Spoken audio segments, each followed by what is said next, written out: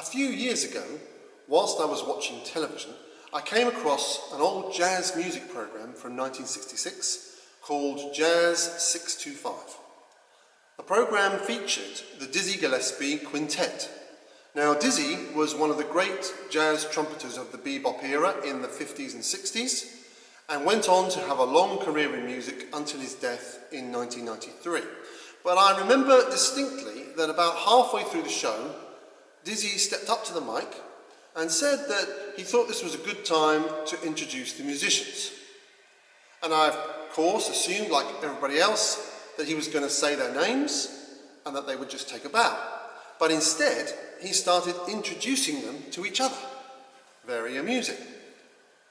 But this bit of comedy business actually pointed to a very important truth, which was that even though this was the Dizzy Gillespie Quintet, without all five of them, there would be no delicious jazz music to savour, and furthermore, without a big group effort involving lots of private and group rehearsal, time spent travelling together and supporting one another, there would simply be no show. Now this brings me to these penultimate verses of Paul's letter to the Colossians. If Dizzy Gillespie is thought of as one of the greatest jazz trumpeters of all time, well, when it comes to planting and leading churches and teaching theology, the Apostle Paul is definitely right up there. If you're talking about the greatest saints in the history of the Christian church, Paul is probably equal to, if not greater than, Peter, who according to tradition was the first pope.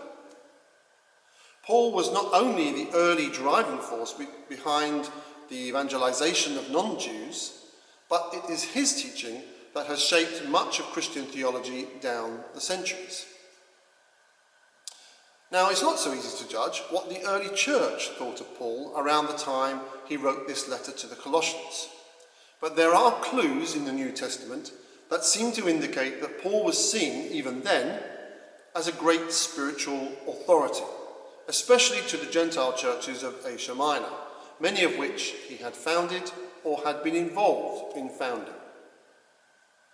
The letter to the Colossians itself ends with an instruction for his letter to be read to the congregations at Colossae and Laodicea, and his letter sent to the Laodicean church was also to be read to the Colossians, suggesting that he was a significant spiritual leader.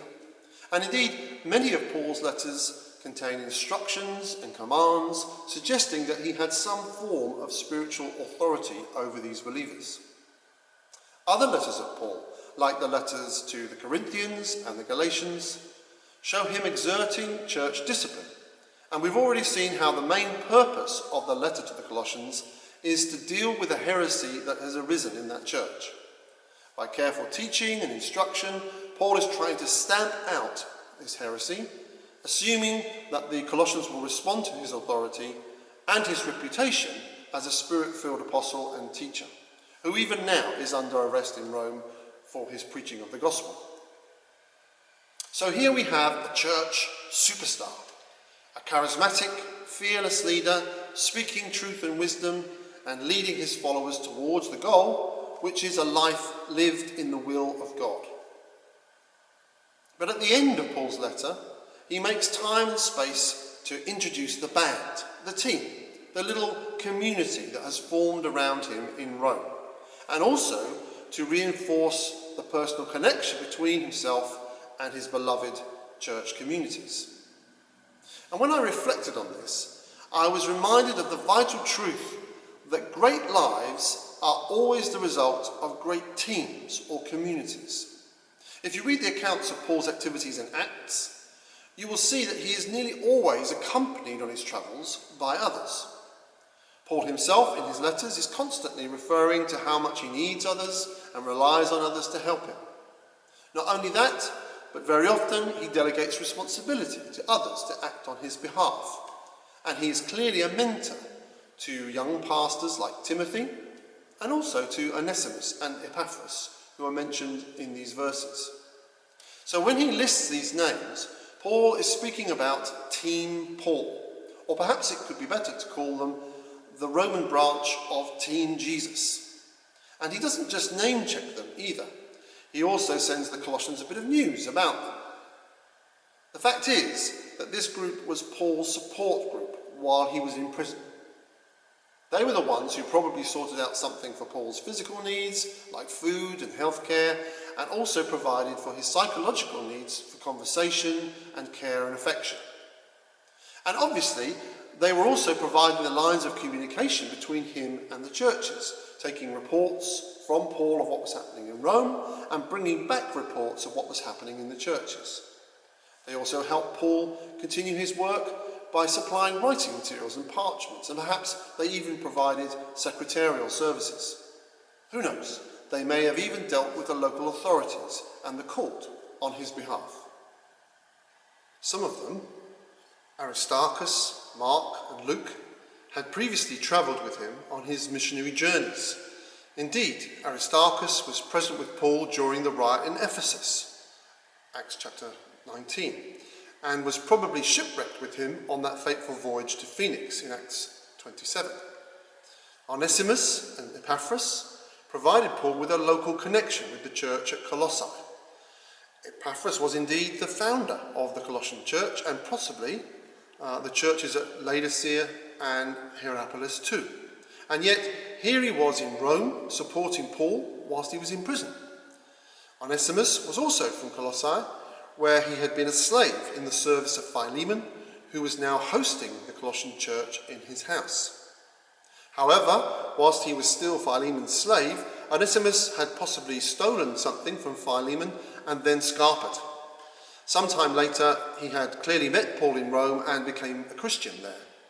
And it was Onesimus, the local boy, who was being sent back to Colossae with Paul's letter, and also a personal letter to Philemon asking him to forgive Onesimus and to accept him as a brother in the church there. Onesimus would be accompanied to Colossae by Tychicus, who Paul had asked to bring a report to the Colossians about the situation in Rome, and also to encourage them in their faith that God is in control. Paul commends Tychicus as his representative, saying that he is a dear brother, a faithful minister and fellow servant in the Lord. He also commends Epaphras to them, assuring them that while he is absent from them, working with Paul in Rome, Epaphras is still ministering to them through his regular fervent prayer for them, and perhaps even by carrying on the administration of the church from afar. Paul also says that Aristarchus, John Mark and Jesus Justus are his co-workers and have proved a comfort to him, and that Luke, the doctor, and also his and Jesus' biographer, is his dear friend. The only person that Paul doesn't comment positively on is Demas, other than to say that Demas sends his greetings to them. Now that's interesting, given that a few years later, Paul writes in his second letter to Timothy, second letter of Timothy, chapter 4 and verse 10, that Demas, because he loved this world, has deserted me and has gone to Thessalonica. Now, it may be reading too much into an omission of a commendation at the end of a letter, but commentators have suggested that there may be there a hint of the trouble with Demas that lay ahead. So here we have a group of 6 men without whom, we might say, not only would Paul not have been able to keep in touch with the churches, providing them with sound teaching to sustain their existence, but also without them, Paul may have succumbed psychologically, spiritually, and indeed physically to his ordeal of imprisonment and isolation. It is clear that Paul always worked as part of a team, and his whole mission was to found communities of faith. And therefore, perhaps Paul's most important teaching about the church is found in 1 Corinthians in chapter 12, where he compares the various members of the church to the different parts of the body. What is clear from this teaching is that the church cannot function as it should without all its members using their spirit-given gifts, both the natural gifts and the supernatural gifts. What we can take from these verses, where Paul commends his team and passes on greetings from them, and indeed his own personal greetings to the Laodicean church and the church meeting in the house of Nympha, is that for Paul, the Christian faith, and thus the Christian life, was all about relationships. But not relationships of power, but relationships of love. And unlike relationships of power, relationships of love involve communicating honestly and openly, caring for others sacrificially, cooperating with others willingly and generously, and committing ourselves to one another. Paul's letter to the Colossians focuses a great deal on Jesus. And that's very appropriate, as Jesus was the ultimate example of a person who spent his whole life not trying to fulfill his potential to be a powerful, charismatic, successful individual, but instead living in community, developing loving relationships and encouraging others to do the same. This involved Jesus communicating, caring for, cooperating with, and committing to others. And this was expressed by his forgiving them, reconciling with them, encouraging and serving them. So following Jesus' example, Paul's ministry was actually a team ministry, and its outcome was the founding and growth of churches throughout the Gentile world. None of that could have been achieved by Paul on his own. Each one of his team, his community, had their vital role to play. And it's exactly the same today for us here in Wood Green. The 20th century saw the rise of Western individualism, of the Western myth of self-fulfillment through personal achievement. But nothing is truly achieved without the work of a team or a community. And we can only say we've achieved something if what we have done has benefited everyone. And I would argue that the greatest achievement in history is the birthing and growth of the worldwide church. Millions of communities of faith, both large and small, seeking and doing God's will in the world. And our church here in Wood Green is part of that. And it only came into being because of the work of a team. And it only continues to exist because the community works together in love to keep it going. And it will only grow in the future if the whole community works together to make that happen. And the importance of that community life and community effort is never greater than in extraordinary times like these. When he wrote to the Colossians, Paul was living through extraordinary times. He was imprisoned, possibly in a jail, possibly in a house. He was in Rome, the centre of the world power that was the Roman Empire. He was having opportunities to proclaim the gospel to the most powerful people on earth. In a sense, this new religion, Christianity, represented by Paul and his co-workers, was on trial in Rome. The continuing existence of the worldwide church today is evidence that Paul's team and the Christian communities that they founded could not be stopped by even the most extraordinary challenges that came their way. And I believe that's true today. If we all play our part in caring for each other, communicating and cooperating with each other, and above all committing to each other in love, then like those early Christian communities of faith, we will not only get through these extraordinary times, but our community will grow. And this will happen because our community is a community of Christ, infused with his spirit of love and the mutual dependence of Father, Son, and Spirit. While I was living and working in Brazil at a Salvation Army church there in the centre of Sao Paulo, one day an extraordinary thing happened. I was sitting in a brass band practice in our main church hall one Sunday afternoon. About 15 to 20 of us were gathered together to practice some music for the evening service. It was summer in Sao Paulo, which meant that almost every day for a few weeks, at some point in the late afternoon, there would be a tropical downpour. So that day, even though there were no windows in the hall, when it started to rain heavily outside, we were vaguely aware of it, as we could hear the rain outside the main entrance, which was made of glass. But then we heard an extraordinary loud, thunderous sound that we hadn't heard before, which made us all just stop playing our instruments and listen carefully to try and figure out what it might be. It sounded something like a jet engine right above the roof. As the seconds ticked by, we were all wondering what on earth it could be, when suddenly, from behind where the two main loudspeakers were attached to the ceiling, just above the mercy seat, the altar rail, in front of the platform, about 20 foot in the air, came two great waterfalls gushing down onto the platform and onto the stone floor of the hall where we sat. The sound we'd heard had actually been the sound of very large hailstones hitting the metal roof, which had then blocked the gullies, causing the water to fill the gullies and flow underneath the roofing sheets into the ceiling. They found their way into the holes where the speakers had been connected to the ceiling, and hence the two great torrents now spewing water everywhere, which was very quickly followed by water running down the side walls. Within a minute or so, there was a flood of about 2 inches of water on the hall floor. Looking back on my ministry, I don't seem to have been greatly blessed when it comes to roofs. Both of the churches which I led in Brazil had leaky roofs, and the first apartment we lived in Brazil also had a leaky roof. However, violent tropical storms are pretty much the norm in Brazil, so a roof leaking wasn't in itself really that extraordinary. However, I suspect those with me had never seen anything like this sudden new water feature in the hall, and so this was pretty extraordinary.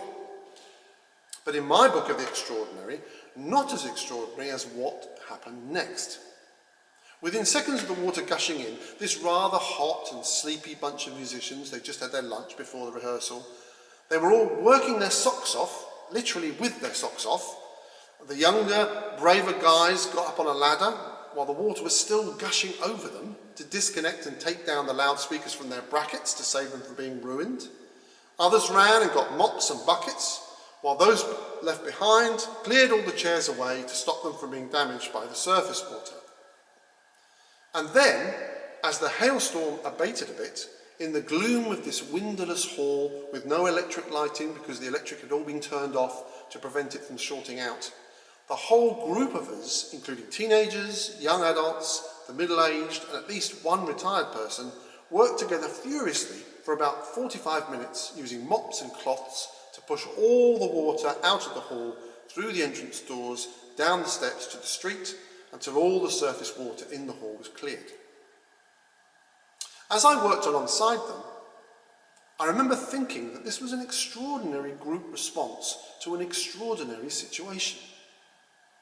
Nobody considered themselves too important or too delicate or too grand not to throw off their shoes, roll up their trousers or skirt and literally dive in. And what could have been a disastrous situation with costly damage to a lot of equipment and furniture was averted in an amazingly quick time. I don't have any pictures of the actual event, of course, but here's a picture of the hall following a previous leak to give you a sense of its size.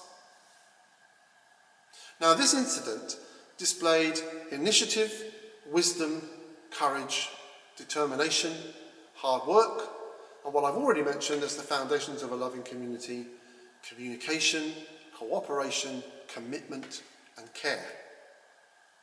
As this extraordinary pandemic continues to unfold, I believe we're seeing many of those qualities being displayed not only in our own society, we've all been saluting the amazing efforts of key workers during this period, but also in our own church, in the way that people have been helping and supporting one another and their community and finding new ways to do this. As Paul's letter shows, no one person can keep a church going or make it grow on their own. It requires a group effort. Everyone playing their part, all inspired and guided by the loving Spirit of Christ, who first loved us and died to save us from a life focused upon self. As I reflected on this truth, I thought about the many times I've seen communities of faith working together to do God's mission of proclaiming the gospel and serving others. We had a good example of that in this church during our church anniversary weekend last year. And so, just as Paul and Epaphras prayed for the church in Colossae, I too want to pray for you. I pray that you all might be faithful ministers and fellow servants like Tychicus, faithful and dear brothers and sisters like Onesimus, faithful companions like Aristarchus, friends who bring comfort like John Mark and Jesus Justus. May you also be servants of Jesus Christ like Epaphras, wrestling in prayer for your church, that your brothers and sisters may come through this time of the pandemic having grown and matured in their faith and their understanding of God's will. And I pray that this extraordinary time will not cause you to give up like Demas did, but instead that God will enable you by his Spirit to be faithful like Luke, serving practically, but also telling others the story of Jesus and the Holy Spirit when you have the opportunity. I pray that each one of you will come to know how much God loves you and values you. And I pray the joy and peace and hope that comes from feeling so loved and valued by God will then flow into your relationships with others in our church and into your service for our wonderful Lord Jesus. Even in these extraordinary times, perhaps especially in these extraordinary times, Jesus will be glorified and his name honoured as his Spirit moves within all those who profess him as Lord. And they then work together as a team, as a community, to glorify and honour him. May Jesus Christ be praised.